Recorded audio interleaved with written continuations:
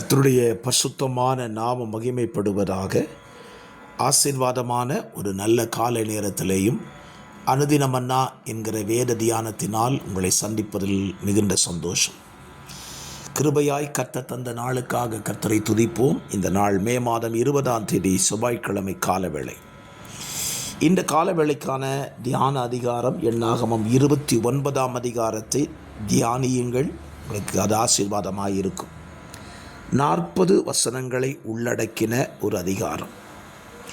இந்த அதிகாரத்தில் கர்த்தருக்கு பலி செலுத்தக்கூடிய காரியங்களை குறித்து மோசே இடத்தில் கர்த்தர் சொல்லுகிறார். இதில் நீங்கள் ஒரு வசனத்தை கவனிக்கும்படியாய் சொல்லுகிறேன். 8வது வசனம், கர்த்தருக்கு சுகந்த வாசனையாக சர்வாங்க தகன பலியாக ஒரு காளையையும் ஒரு ஆட்டுக்கடாவையும் ஒரு வயதான பழுதற்ற 7 ஆட்டுக்குட்டிகளையும். இந்த வார்த்தையை இந்த அதிகாரத்தில் நீங்கள் திரும்ப திரும்ப படிக்க முடியும். 13ஆம் வசனம், அதே போல் ஸ்தோத்திரம் அதனுடைய 36ஆம் வசனங்களிலே கர்த்தருக்கு சுகந்த வாசனையான பலி அப்படின்னு சொல்லி ஆண்டவர் சொல்லுவார். ஸோ பலி செலுத்தும் போது நாம் ஒரு காரியத்தை கவனிக்க வேண்டும். எனக்கு பிடிச்ச பலியை நான் செலுத்தினேன் அப்படின்னு சொல்லிட்டு போகிறது சரி கிடையாது. நான் செலுத்துகிற பலி கர்த்தருக்கு சுகந்த வாசனையாக இருக்க வேண்டும். பல நேரங்களிலே நாம் செலுத்துகிற பலி நமக்கு வாசனையாக இருக்கிறது, நமக்கு திருப்திகரமாக இருக்கிறது. ஆனால் கர்த்தர் அதில் திருப்திப்படுகிறாரா அப்படிங்கிறத நாம் சிந்திக்க வேண்டும். பாருங்கள், வேத புத்தகத்தில் நோவா பேழையில் காக்கப்பட்டு பேழையை விட்டு வெளியே வருகிறான். அப்படி அவன் வெளியே வரும் பொழுது அவன் கர்த்தருக்கு பலிபீடம் கட்டி பலி செலுத்துகிறான். பலி செலுத்தும் பொழுது பலிபீடம் கட்டி தான் பலி செலுத்த வேண்டும். சும்மா பலி செலுத்திட முடியாது. பலிபீடத்தை எப்படி கட்டணும்? யாத்திராகமம் 25ஆம் அதிகாரத்தில் ஸ்தோத்திரம் 20ஆம் அதிகாரத்தில் சொல்லுகிறாரு, மண்ணினாலே எனக்கு ஒரு பலிபீடத்தை கட்டி. கல்லுனால் என்ன செய்ய? கல்லுனால் கட்டினா அது ஊழி பற்றும், அது அசுத்தமாயிரும். மண்ணினால் ஒரு பலிபீடத்தை கட்டுங்கிறார். ஸ்தோத்திரம். ஸோ நம்ம பலிபீடம் கட்டாமல் பலி செலுத்தக்கூடாது. பலிபீடம் என்பது எது? இன்றைக்கு நம்முடைய சரீரம்தான் பலிபீடம்.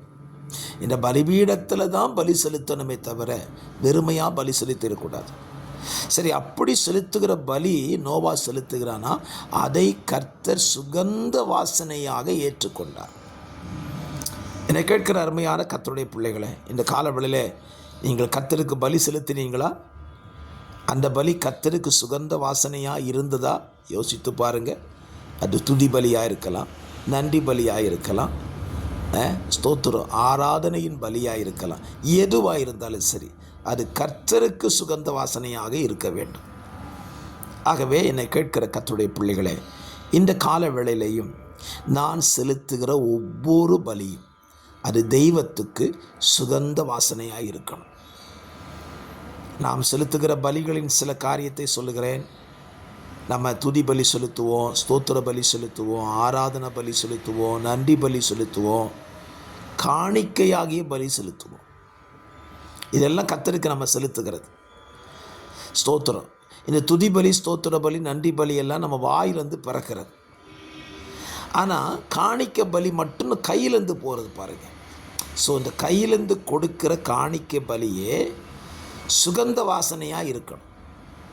நிறைய நேரங்களில் நம்ம கொடுக்கிற காணிக்கையாகிய அந்த கொடுக்கிற காணிக்கை கர்த்தருக்கு சுகந்த வாசனையாக இருக்கான்னு யோசித்து பார்க்கறது இல்லை. காணிக்கை போடணுமா, ஏதோ ஒன்று போட்டுட்டு போயிருந்தோம்.